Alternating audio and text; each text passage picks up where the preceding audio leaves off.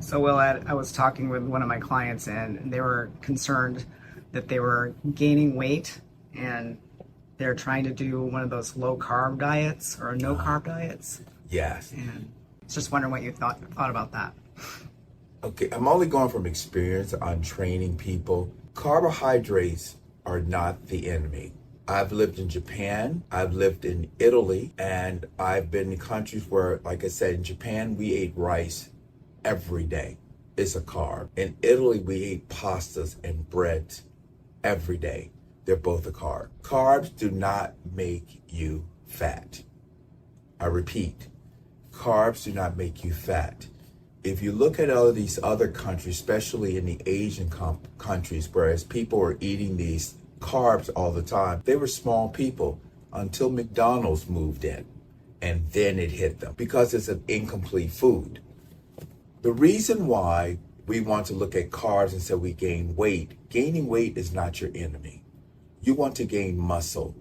Muscle is dense. Muscle is hard. It is cable fibers that is designed to move your body.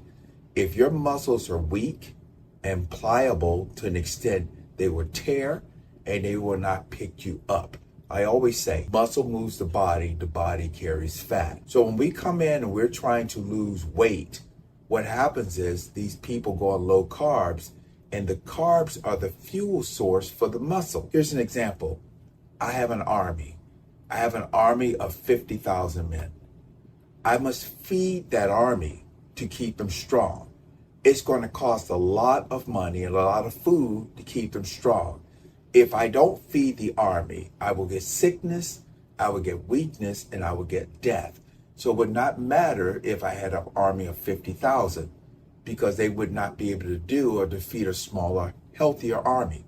So your muscles need carbohydrates. They combine to the muscle. It carries on the outside, the inside, and inner. This is the fuel. It's the glucose. Most of your carbs that you use, believe it or not, is used by the brain. The brain uses 75% of the carbs. It converts it to glucose. If you do not eat carbohydrates, your body will notice that there's an imbalance. Kind of if you go into a diabetic coma, and what it will do is produce it itself. You're still going to get carbs. The reason why people end up gaining weight and getting fat is because they eat foods that is not utilized for their body. For an example, it takes oil, gasoline, water to run a car. For a body, it takes carbohydrates, it takes fats, and it takes protein. If you have more muscle mass, your body needs more carbs to feed it, to give it energy to keep burning. That's the reason why you gain weight. If we stop using weight and we use the mirror, it would be a lot different and you will actually see the true picture. Because when people go on these carb depletion diets, their bodies are smart and it dumps the muscle because it goes in survival mode.